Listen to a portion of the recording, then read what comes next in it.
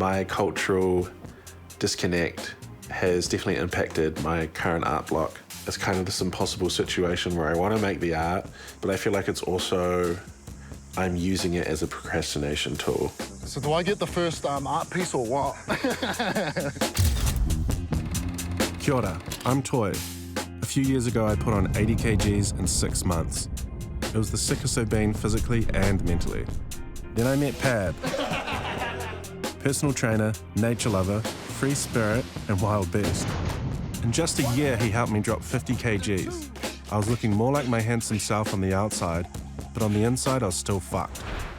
I was only focusing on my taha tinana and neglecting the other 3 taha. So now, Pab and I are connecting with a bunch of kaupapa to figure out what guys like us can do to look after all aspects of our haora and truly become all goods.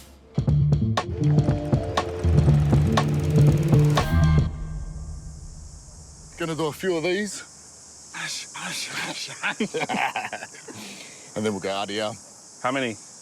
Go 10, 10. So how's your art going, Toy? What art?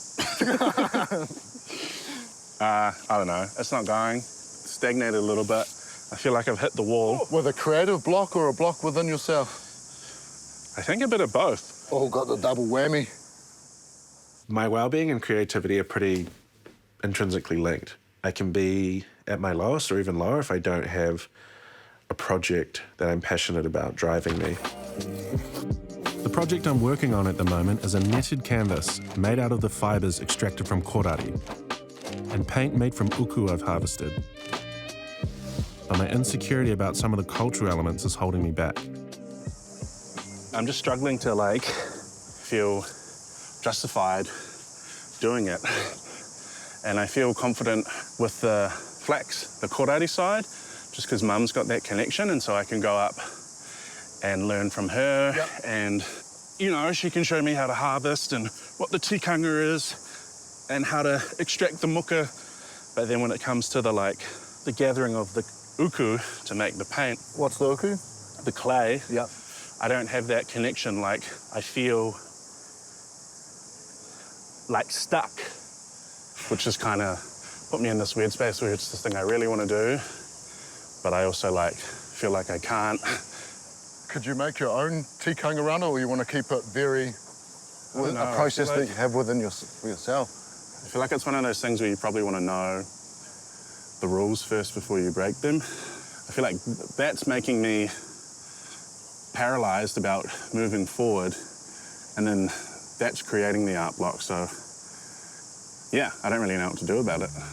My cultural disconnect has definitely impacted my current art block. It's kind of this impossible situation where I want to make the art, but I feel like it's also, I'm using it as a procrastination tool, because I'm like, if I don't go and confront it, then I don't have to deal with it, you know, so.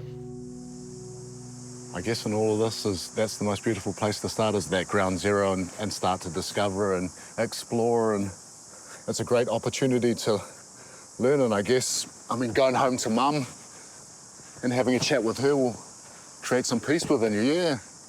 You can stay in the lane and do the same thing in a comfortable place and just do art like everyone else, or step outside of that and I can learn some new shit and create something amazing. I'm about this, man. I fucking love it, eh? So do I get the first art piece or what? With Pab's wise words in mind, I headed to Whangārei to visit one of their finest korari weavers and the best expert I know when it comes to creativity. Hi, Mum. Hey, what are you doing here? Nice. Came to get my inheritance. Yeah, well, you can start with the rose bush, boy. I've come to see you about muka. I want to see if it's the right material for an art project I'm working on. I mean, we can strip some off and have a look and see. Right. But first, you've got to go and talk to them. Yeah. So that they're okay with that. Which is like, you know, most people do a karakia. I'll just sing to them and tell them what I've been up to, because they want to know. Mm. They want to know what I've been up to. And they tell me what they've been doing, which is pretty much... They come in the 3, like this, And then outside are the tupuna, the grandparents. So this one? Yeah. Oh, so it's all sort of split off into these groups? Yeah. Well, you'll just see, your eyes will just go to, oh, there's the mum and the dad and the baby. Yeah. And so you don't touch those ones. Otherwise, you destroy the plant. So if you want to, you can take, which ones? This one and this one? Yeah. Take that one, and you do it on the... You want it angled up? Yeah, 45 down. I'm not good with numbers, bro. I'm just going to take off the nutu and the tuara, which is that back bit. This is the tuara? tuara. And then the lips. Yeah. Which are what? The nutu. Nutu. Nutu. Ngu. Yeah, NGU. Ngu. Oh, nutu. Nutu.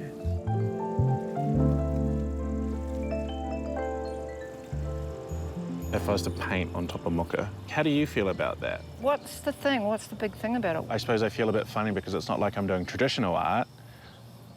I'm sort of just using it and combining it with something else. That's why I think I have reservations about it, because I'm like, oh, is that breaking tikanga? Is that... No, I don't see it like that. I think we were always looking for other ways of doing things.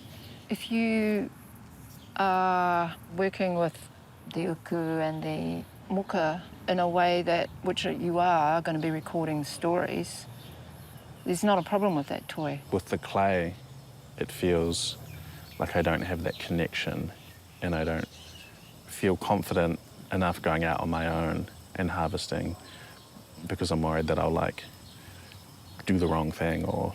Do you think you really would though? If you're working with uku or the clay in a way that's about who it is and its whānau and its whakapapa, where it comes from, and you're part of that world, then I don't see a problem with that. Take ownership of it and of your thing. Don't let anything get in your way. Go for it. Thanks, Mum. Yeah, no, all good.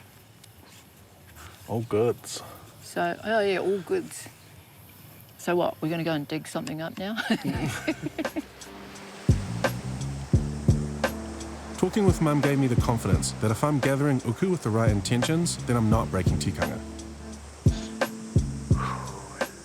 Thank you, Papa Tōnaku, for the kohatu and clay I'm about to gather for my painting. Hopefully I can make something worthy of your greatness. And although it feels a bit awkward doing it the first time, yeah, thanks. Amen. it's only going to get easier.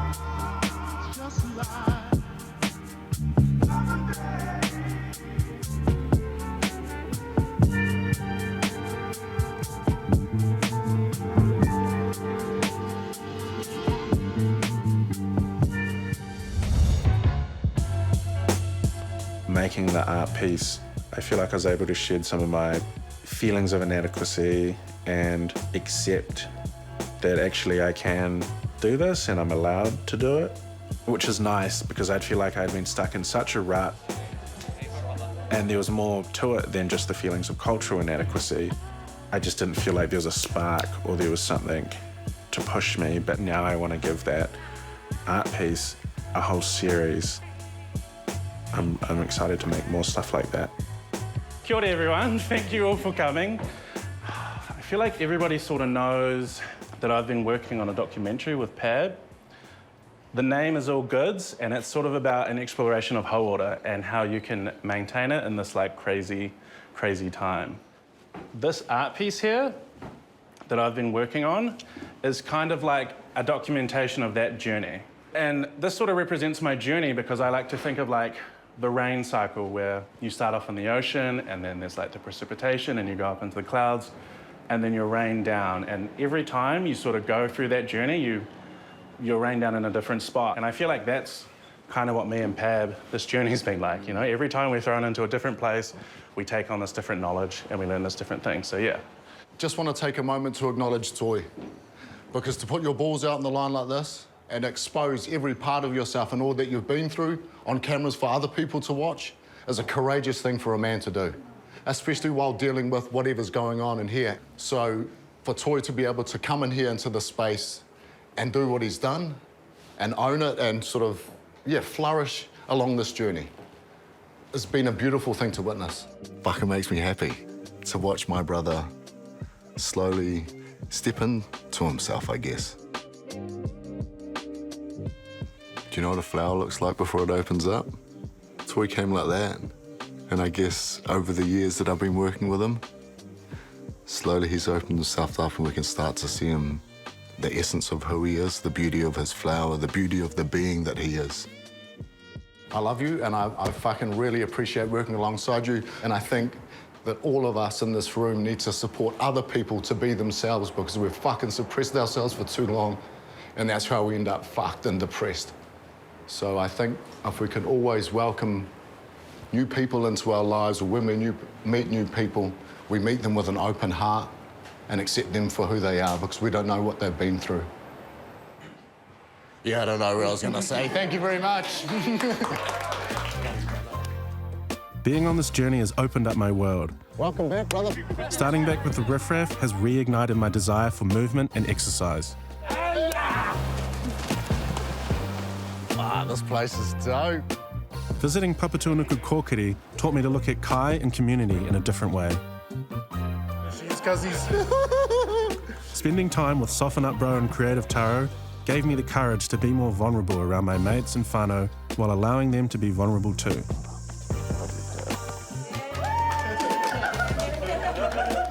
The Kindness Institute taught me the importance of mindfulness and how to stop comparing myself to others online. Exhale for 3, for 2, for 1. The hikoi was a bit of a cold plunge. Te mana Māori, I roto i a tātou nei. I was out of my element, but after getting amongst it, I felt for the first time how connection to culture is good for hauora. Meeting all the amazing people along the way, spending precious time with the riffraff, and with Mum. Thanks, Mum. That filled my cup. My biggest mihi goes to Pab. His high energy, loud laughter, and openness always inspires me. I couldn't have asked for a better person to do this with. While my whare tapawhā isn't in perfect harmony, it's in a much better state than before. Feels like I can actually live in here now.